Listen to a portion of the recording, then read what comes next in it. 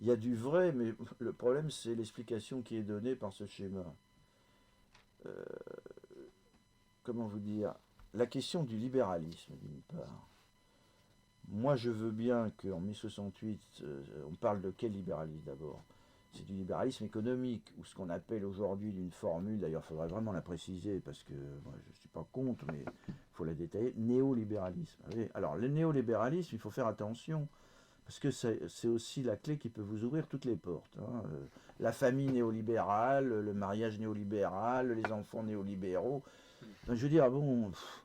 Et ça peut rester prisonnier de l'ancien schéma d'explication, d'une certaine façon. C'est-à-dire que malgré tout, en dernière instance, c'est toujours l'économie qui domine et qui explique les choses. Ce n'est pas ma logique d'interprétation. Bon, voilà la limite de ça. Cela étant dit, moi j'ai une interprétation des choses où vous avez l'économie, la culture, la politique, avec qui ont chacune leur logique spécifique, si vous voulez. Mais il y a un moment donné où tout ça peut se croiser, se rencontrer. C'est autre chose que le schéma de détermination par l'économie, même en dernière instance. Je ne sais pas si je me fais comprendre. Et dans ma démarche, j'insiste beaucoup sur l'évolution, j'allais dire culturelle, dans une optique, on pourrait dire, sociologique, mais qui est liée à l'anthropologie culturelle et qui est liée à la philosophie, en fait. C'est ça ma démarche. Je ne coupe pas la sociologie de l'anthropologie et de la philosophie. Et ma démarche consiste à chaque fois à essayer de, comment dire, de m'insérer dans une séquence historique pour rentrer dans le contenu des significations qui ont été abordées, intellectuelles, des débats intellectuels qui ont eu lieu à ce moment-là, pour essayer de comprendre les mentalités, les valeurs, les comportements. Et relier ça, évidemment, au contexte économique, social, dans lequel tout ça a lieu. Voilà ma démarche. Donc ce n'est pas une démarche qui cherche une causalité dans l'infrastructure, ce n'est pas non plus une démarche qui se situerait en surplomb de l'histoire en disant voilà le sens de l'histoire, hein, hegelienne ou néo-marxiste, même d'un point de vue démocratique, la démocratie elle avance toujours, etc. C'est pas ma démarche.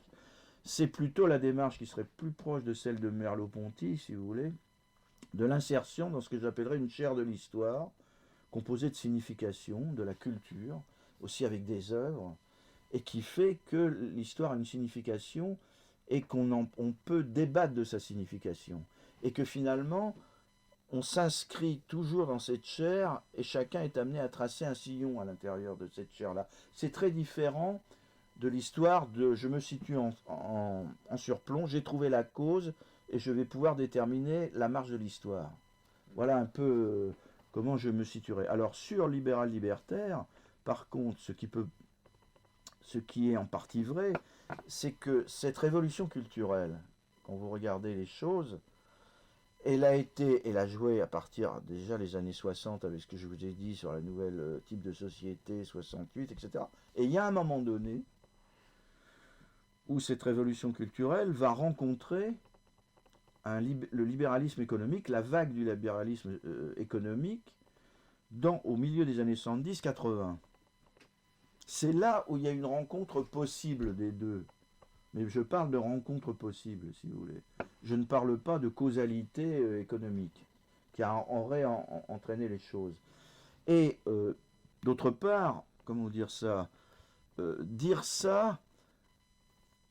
c'est toujours dire, c'est les 68 heures qui auraient été un peu les agents de ce néolibéralisme qui, à mon avis, n'a pas de sens. Ou alors, bon, on peut dire c'est toujours les agents inconscients ou les acteurs inconscients, etc. Je pense que les acteurs font l'histoire sans savoir l'histoire qu'ils font, comme disait Marx, ça c'est certain.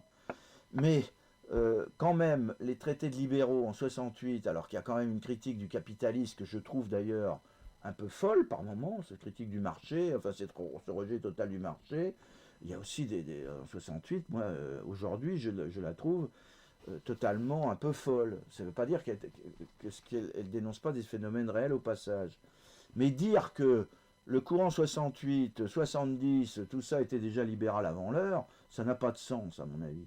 C'est la reconstruction de l'histoire à partir d'un certain point d'arrivée, qui consiste à reprojeter sur les acteurs des tendances qui se sont développées à un moment donné.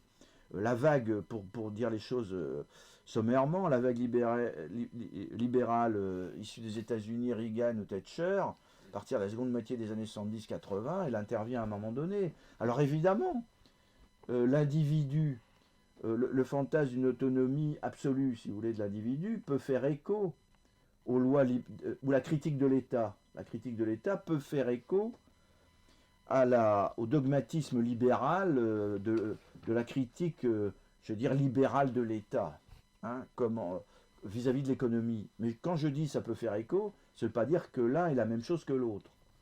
Voilà comment je raisonne, si vous voulez, dans l'analyse. Sinon, c'est trop facile, et puis bon, maintenant, on vous sort du néolibéralisme à propos de tout. Moi, je retourne la question dans mon dernier livre en disant la chose suivante. On parle de la dictature du marché, de la dictature du néolibéralisme, et ça nous explique l'ensemble de ce qui nous arrive. Bon, de même que 68 est responsable de tous les maux. Je suis très critique sur l'héritage impossible de mai 68, mais je tiens à dire que mai 68 n'explique pas tout. Que les 68ards n'ont pas inventé le chômage de masse, l'islamisme radical, le problème des banlieues. Par contre, ils ont amené une révolution culturelle. Ça, j'en suis tout à fait certain. Mais ce n'est pas la totalité des maux dont nous souffrons aujourd'hui. Bon.